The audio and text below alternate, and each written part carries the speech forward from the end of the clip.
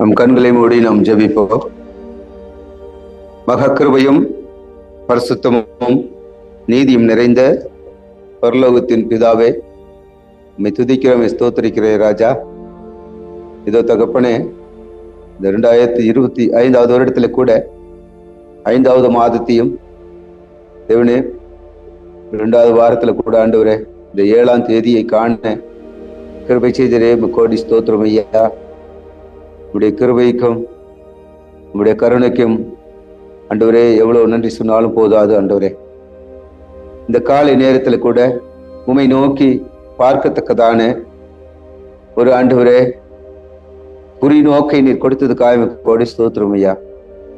இந்த நேரத்தில் ஆண்டவரே என்னை மறைத்து நீங்கள் வெளிப்படுங்க ராஜா. தேவனே, போது நீர் பேசும். நீங்கள் தியானிக்கிற ஒவ்வொரு வார்த்தையும் பரலோகத்தின் சிங்காசனத்திலிருந்து வர கிருபையை செய்யும். நான் அல்ல, நீர் பேசும் ஆண்டவரே. இயேசு நாமம் ஜெபிக்கிறேன் எங்க நல்ல பிதாவே, ஆமென். இந்த காலை நேரத்துல கூட இந்த நாளிலே நாம் பார்க்க இருக்கிற மிஷனரியுடைய வாழ்க்கையை குறித்து நாளை நாம் பார்ப்போம். ராபர்ட் ஹெனன் இவரை குறித்து நாம் இந்த நாளிலே பார்க்க போகிறோம். இந்த ராபர்ட் ஹெனன் எப்படிப்பட்டவர் அப்படின்னு சொன்னா, இந்த தினத்துல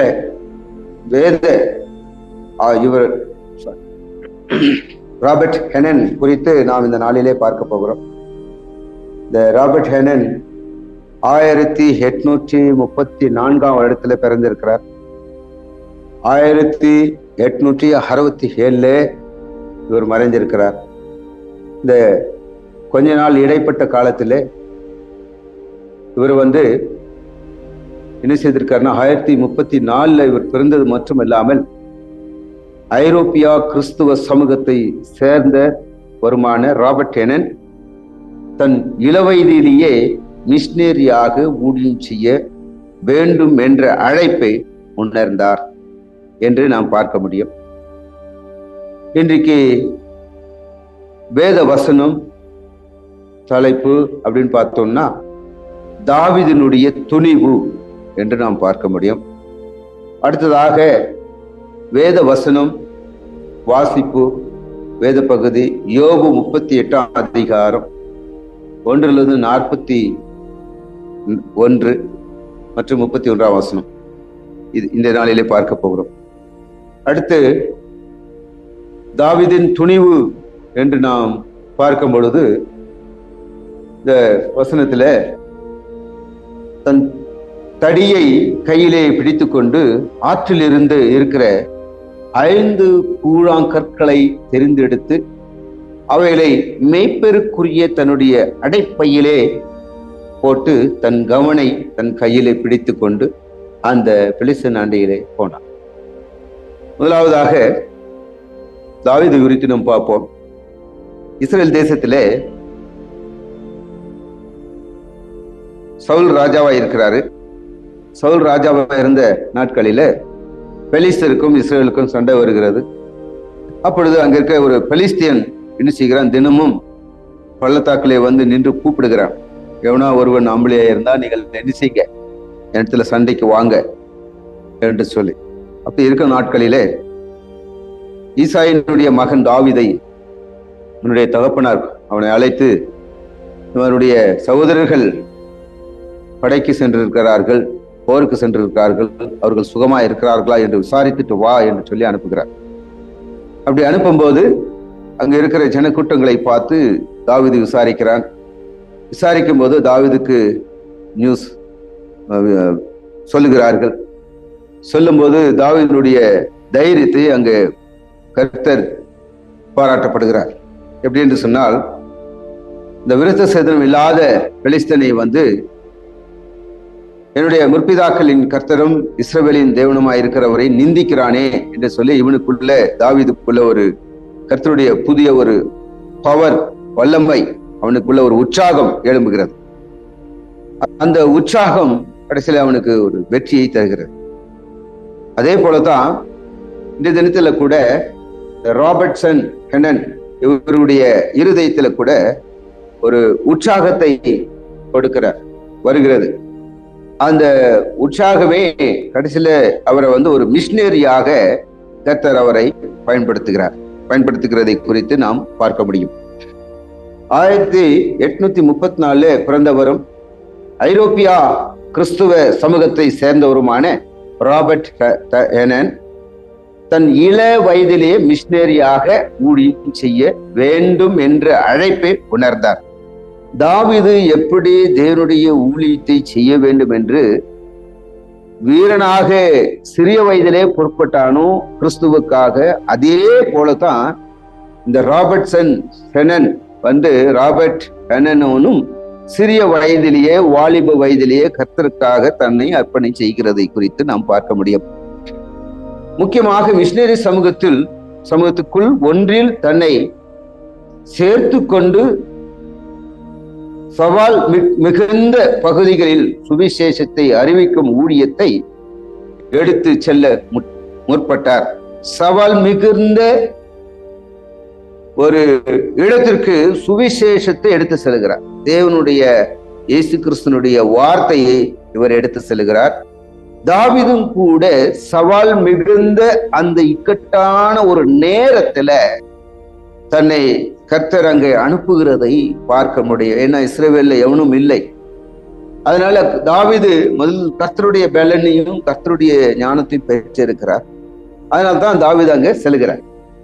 அதே போலதான் இந்த இடத்துல நம்ம ராபர்ட்சனை பார்க்கும்போது கூட 19ஆம் நூற்றாண்டின் இடைக்கால பகுதியில் அர்ப்பணிப்போடு ஊழியம் செய்த மிஷினரி ராபர்ட் ஹெனன் தன் ஊழியத்தால் தொடப்பட்டவர்களுக்காக ஜெபிக்க ஒரு புதன்கிழமை அன்று மாலை 4 மணி அளவில் எழுந்தார். ராபர்ட்சன் ஹெனன் அவர் வெளியே செல்லுகையில் ஒரு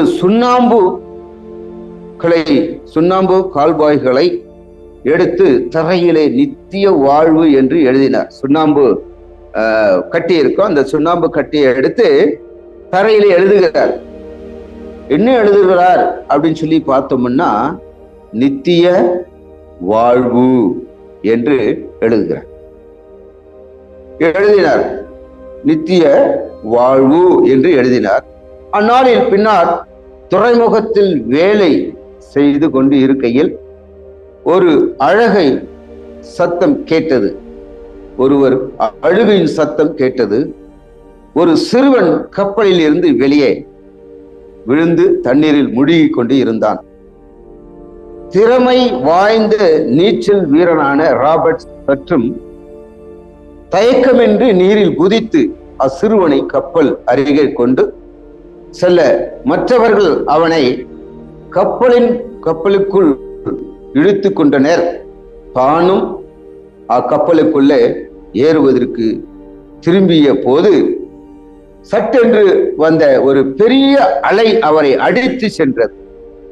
இன்னொரு உயிரை காப்பாற்ற தன்னுயிரை தந்தார் ராபர்ட்சன்.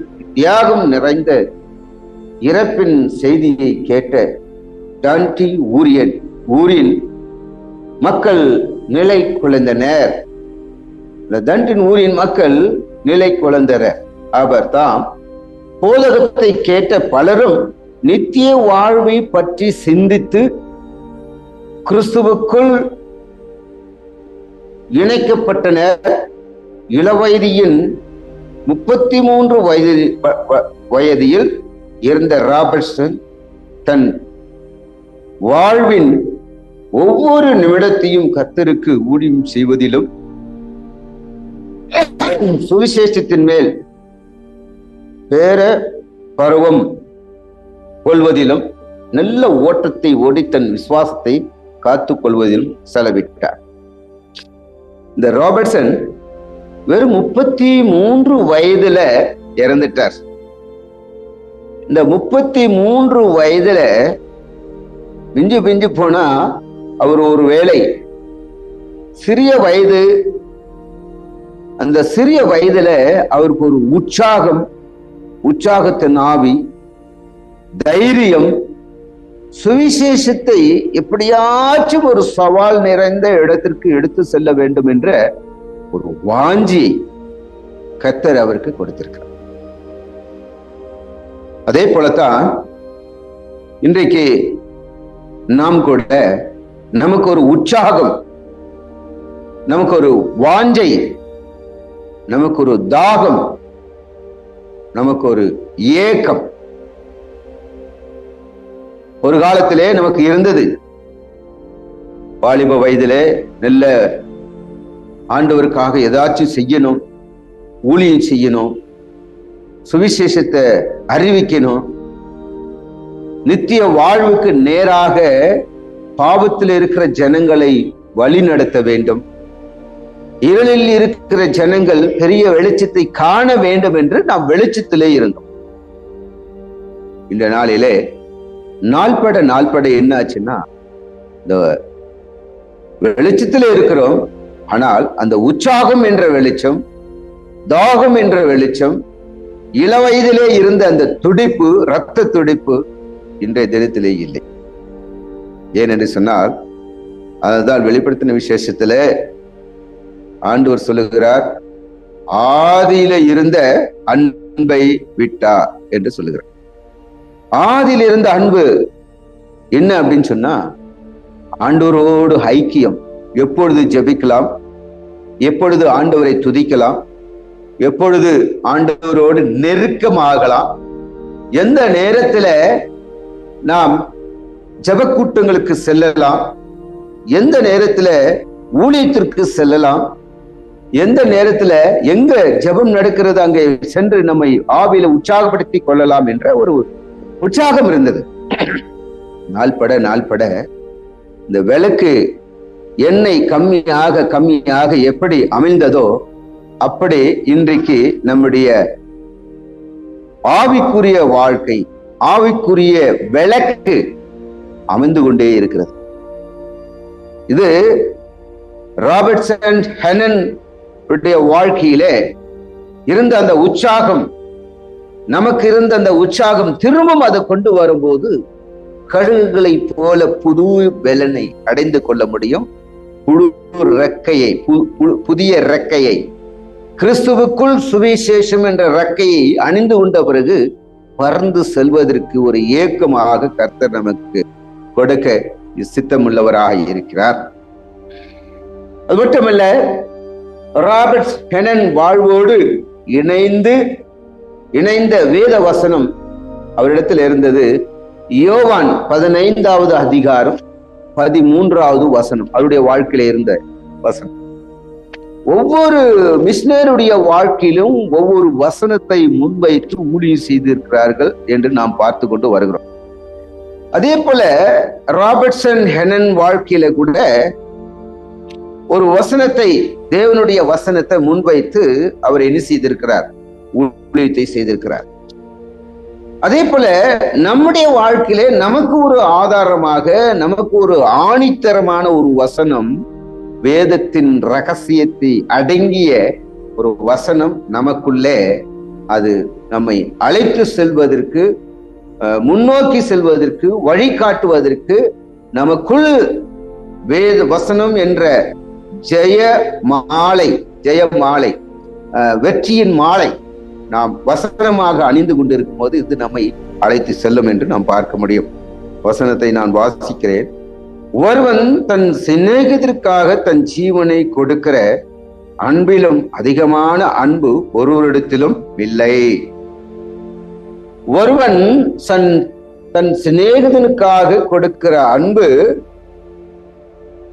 அந்த அன்பு மிக மிக மிக மிக ஒரு முக்கியமான ஒரு அன்பு.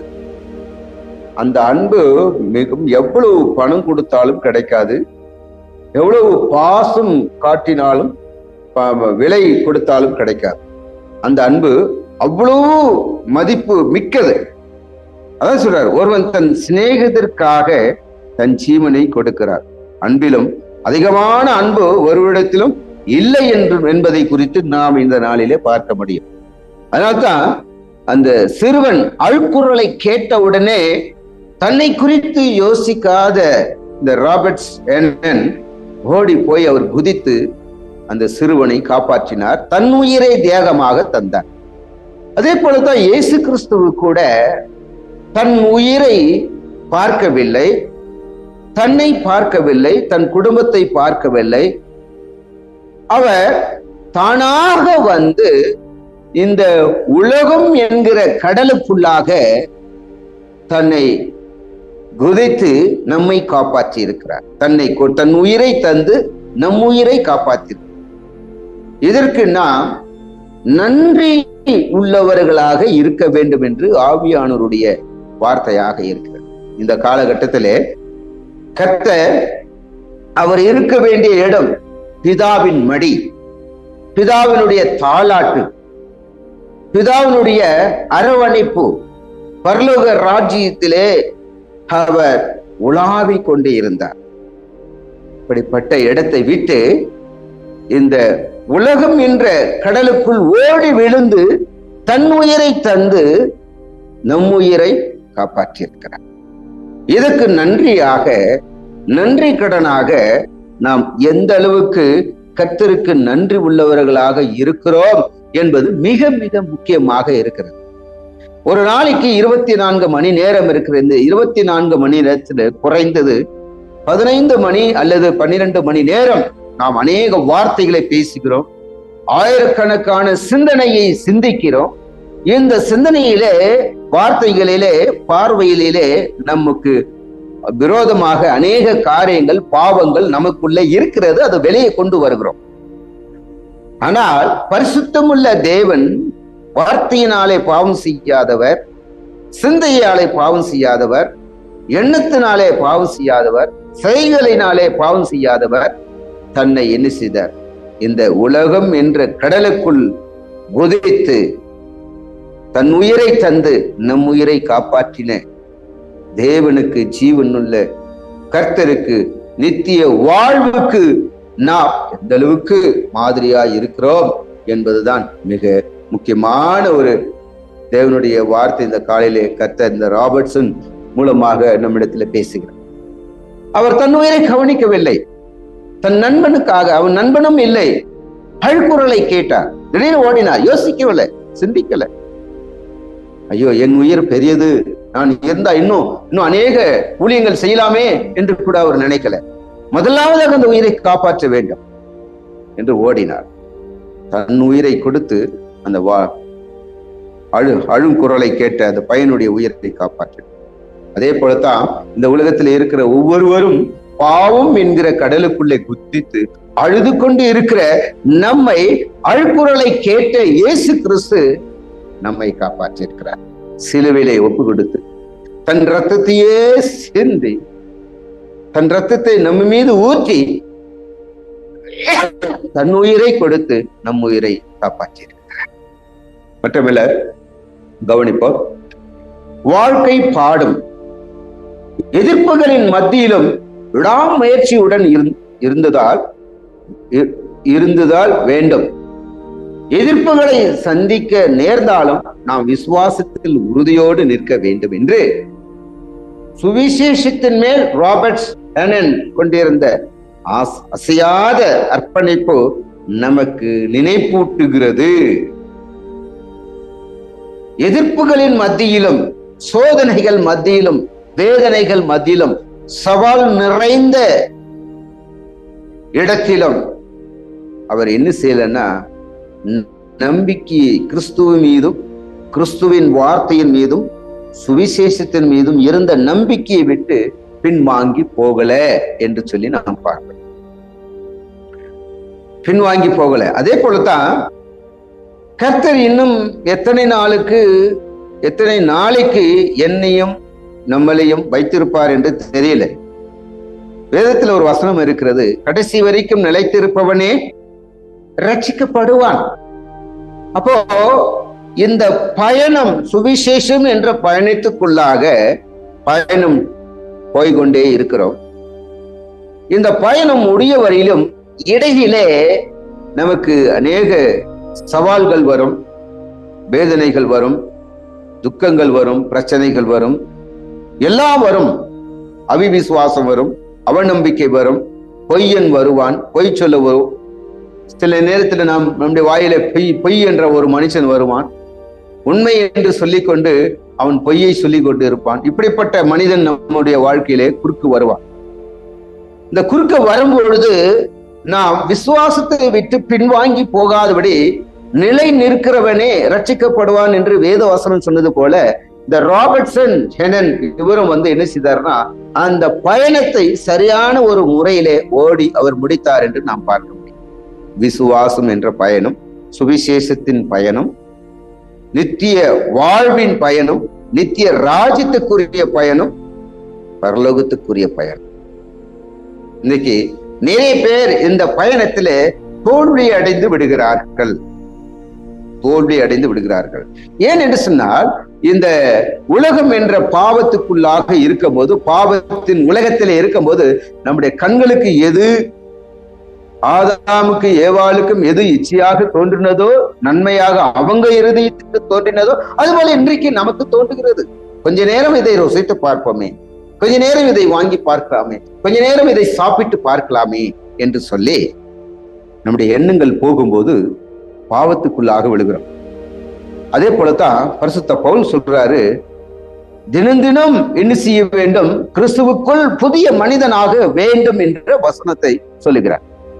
ஒருவன் கிறிஸ்துவுக்குள் இருந்தால் புது சிருஷ்டியாய் இருக்கிறான், பழையவைகள் எல்லாம் ஒழிந்து போயின, எல்லாம் புதிதாயின என்று சொல்லி பரிசுத்த பவுல் நமக்கு தேவ ஆவியினாலே ஏவி நமக்கு சொல்லுகிறார்.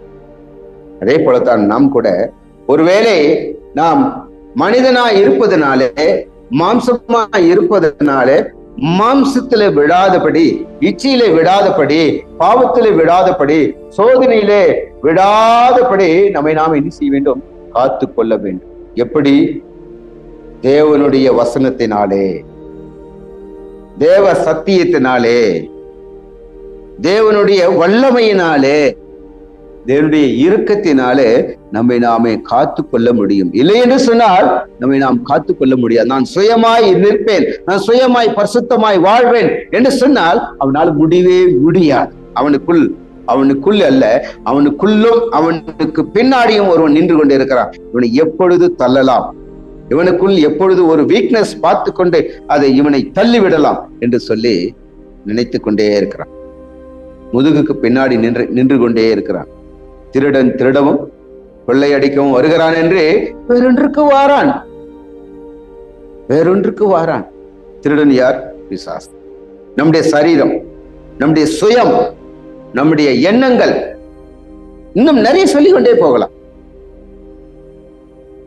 நாமே நமக்கு பெருமை கூட ஒரு சுயம். நான் அப்படி இருந்தேன், இப்படி இருந்தேன் அப்படின்னு பெருமையாய் பேசுகிறது. பெருமை, அதான் ஆண்டவர் சொன்னார், பெருமைக்காரனுக்கு நான் எதிர்த்து நிற்கிறேன், தாழ்மையுள்ளவனுக்கோ கிருபை அளிக்கிறேன் என்று சொன்னார். ஆண்டவர் இடத்துல போகும்போது, ஆண்டவரே நான் ஒண்ணும் இல்லை அப்பா, ஐ எம் ஜீரோ என்று சொல்லி போகும்போது ஆவியானவர் ஒரு புதிய ஆவியும் புதிய உற்சாகத்தையும் தருகிறார். ஒருவேளை ராபர்ட்சன் சிறு வயதிலே அவர் மரித்தாலும் கூட அவருடைய சுவிசேஷத்தை முற்றிலுமாய் என்ன செய்தார், அந்த ஒரு சிறுவன் மூலம் அவர் நிரூபித்து காட்டினார். நித்திய வாழ்வு என்ற அந்த துறைமுகத்திலே எழுதி காட்டினார். அப்போ இந்த நித்திய வாழ்வு என்று கண்ட ஒவ்வொரு மனிதனும் நிச்சயமாக என்ன செய்திருப்பானா, மனம் திரும்பி இருப்பான், கிறிஸ்துவை ஏற்றுக்கொண்டு இருப்பான். அவர் மூலமாக ஆண்டவர் ஒரு பெரிய ஒரு ரிவைவலே கொண்டு வந்திருக்கிறார், எழுப்புதலே கொண்டு வந்து. இயேசு கிறிஸ்து எப்படி நான் உலகத்துக்கு வெளிச்சமாய் இருக்கிறேன் என்று சொன்னது போல, இன்றைக்கு ஊழியக்காரர்கள் எல்லாரும் இயேசு கிறிஸ்துவுக்காக, உலகத்திலே இருக்கிற பாவமுள்ள மனிதர்களுக்காக ஒரு வெளிச்சமாக வைத்திருக்கிறார். ஒவ்வொரு ஏரியாவில ஒரு வெளிச்சமாக, விளக்கு கொடுக்கிறவர்களாக, சுவிசேஷத்தை அறிவிக்கிறவர்களாக, இதற்கு நித்திய வாழ்வை கொடுக்கிறவர்களாக கிறிஸ்து நம்மை வைத்திருக்கிறார். கிறிஸ்துவுக்காக நம்மை வைத்திருக்கிறார். கிறிஸ்துவுக்காக, சுவிசேஷத்திற்காக உன்னையும் என்னையும் நம்மை அனைவரையும் வைத்திருக்கிறார். அப்போ இந்த விளக்கு அந்த ஊரில் இருக்கிறவன், அப்போ அங்கே பிரகாசித்துக் கொண்டே இருக்க வேண்டும், சொல்லிக்கொண்டே இருக்க வேண்டும், கேட்கிறவர்கள் கேட்டுக்கொண்டே இருக்க வேண்டும். ஒரு நாள் மனம் திரும்புவார்கள் என்று சொல்லி நாம் பார்க்க முடியும். கடைசியாக ஒரு ஜெபத்தை நாம் ஏறெடுப்போம். பரலோக தேவனை பெரிய சவால்கள் மத்தியிலும் தன் ஊழிய களத்தில் உம்மை விசுவாசத்துடன் செவித்த ராபர்ட் ஹெனனின் வாழ்க்கைக்காகவும் சாட்சிக்காகவும் நான் நன்றி கூறுகிறோம். நாங்கள் செல்லுமிடமெல்லாம் அவர் காலடிகளை பின்பற்றி சுவிசேஷத்தை அறிவிக்க அவர் தம் துணிவு, அர்ப்பணிப்பு மற்றும் தியாக உள்ளம் கொண்ட அன்பு எங்களை ஊந்துகிறது. நாங்கள் விசுவாசத்தில் தைரியம் உள்ளவர்களாய் உம்மை அறியாதவர்கள் மேல் இரக்கம் கொண்டு சுவிசேஷத்தை அறிவிக்க எங்களுக்கு உதவி செய்யும். கிருபை எங்களுக்கு போதும் என்று விசுவாசத்துடன் பாடுகள் மத்தியிலும் விடாமுயற்சியோடும் செயல்பட எங்களை பலப்படுத்தும் என்று ஆவியானவரிடத்துல கேட்கும் போது, ஆவியானவர் நமக்கு பலப்படுத்துகிறவராக இருக்கிறார், நம்மை உற்சாகப்படுத்துகிறவராக இருக்கிறார், புதிய பலன் கொடுக்கிறவராக இருக்கிறார், புதிய அமைந்து கொண்டு இருக்கிற எண்ணெய், அமைந்து கொண்டு இருக்கிற உற்சாகம், அவர் வல்லமையை ஊற்றி வார்த்தையை கொடுத்து நம்மை பிரகாசிக்க செய்கிறது. இயேசு கிறிஸ்து ஒருவரே, ஆவியானவர் ஒருவரே. நாம் கூட இன்னைக்கு சில இடத்துல சவால் நிறைந்த இடத்துல இருக்கிறோம், சவால் நிறைந்த உலகத்திலே இருக்கிறோம், சவால் நிறைந்த வேதனை நிறைந்த இடத்திலே இருக்கிறோம், கஷ்டங்கள் மத்தியிலே இருக்கிறோம். ஆனாலும் கர்த்தருடைய வார்த்தை இன்றைக்கு நம்மை தேற்றி கொண்டிருக்கிறது, கர்த்தருடைய வார்த்தை நம்மை ஆற்றிக் கொண்டிருக்கிறது, கர்த்தருடைய வார்த்தை நம்மை என்ன செய்கிறது, நமக்கு பூஸ்டாகவும் புஷ்டிகளாகவும் கொடுத்து கொண்டே இருக்கிறது. அதனால வார்த்தை வீண் போகாதபடி உள்ளத்திலே மாற்றமல்ல வெளியிலே நாம் காமிக்கத்தக்கதாக ராபர்ட்சனை போல எந்த ஒரு எதிர்பார்ப்பும் இல்லாமல், கிறிஸ்து எப்படி எந்த ஒரு எதிர்பார்ப்பும் இல்லாமல் இந்த உலகம் என்ற கடலுக்குள் வந்து தன் உயிரை தந்து நம் உயிரை மீட்டது போல, தன் ரத்தத்தை தந்து நம் ரத்தத்துக்கு கிரயமாக தந்தது போல, நாம் கூட இருக்கும் ஒவ்வொரு இடத்திலும் கிறிஸ்துவுக்காக தம் உயிரை தியாகம் செய்யும் போது கிறிஸ்து அதில் மகிமைப்படுவராக இருக்கிறார். நம்ம எல்லாரும் கர்த்தர் ஆசீர்வதிப்பார். கர்த்தருக்கு நன்றி. நம் கண்களை மூடி ஜெபிப்போம். மகிமையும் கனத்துக்கும் நிறைந்த பரிசுத்தம் உள்ள பரலோகத்தின் பரமபிதாவே, உம்மை துதிக்கிறேன், உம்மை ஸ்தோத்திரிக்கிற ராஜா.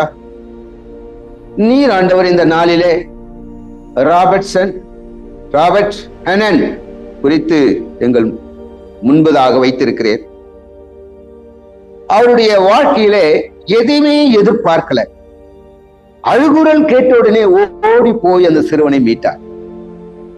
ஆண்டவரே, அந்த அலை வந்து அவரை இழுத்து கொண்டு சென்று விட்டது. அவர் வாழ்ந்தது 33 வருடம் தான் இந்த உலகத்திலே. அந்த 33 வருடத்துல உம்முடைய சுவிசேஷத்தையும் நித்திய வாழ்வுக்குரிய ஆத்துமாக்களையும் ஆதாயம் செய்து தன்னை அர்ப்பணித்தது போல, இந்த நாளிலே இந்த ஜூம்லே கலந்து கொண்டிருக்கிற ஒவ்வொரு ஊழியர்களும், விசுவாசிகளும், மூப்பர்களும் கூட ராபர்ட் ஹெனனை போல நானும் இருப்பது எவ்வளவு நாள் எனக்கு தெரியாது தேவனே, இருக்கும் இந்த கொஞ்ச நாள் உமக்காக எதையும் எதிர்பார்ப்பு இல்லாமல் நான் வாழ, சுவிசேஷத்தை எடுத்து செல்ல எனக்கு கிருபை தாரும் என்று கேட்க கிருபையேச்சு. எல்லாருக்கும் நீர் கொடுமான். தயவாக ஆண்டவரே, விசேஷமாக எனக்கு தான் கரத்திலேன்னு ஒப்பு கொடுக்கிறேன். அதே போல கல்வாச்சாப்பல் ஊழியங்களை நீர் ஆசீர்வதியும். இதுக்கு ஆண்டவரே உறுதுணையாக வைத்து முன்குறித்து தேவனை தெரிந்து கொண்டு அழைத்து இந்த ஊழியத்தை அருமை அண்ணன் கையில கொடுத்திருக்கிறேன். அவரை கூட நீர் ஆசீர்வதி, அவர் குடும்பங்களை நீர் ஆசீர்வதி. பாதத்திலே ஒப்பு கொடுக்கிறேன். கிருபையேச்சி தயவாய் ஏற்றுக்கொள்ளும் ஆண்டவர். இயேசு கிறிஸ்துவின் விலையேற்பட்ட நாமத்தில் ஜெபிக்கிறேன், எங்கள் நல்ல பிதாவே. ஆமென்.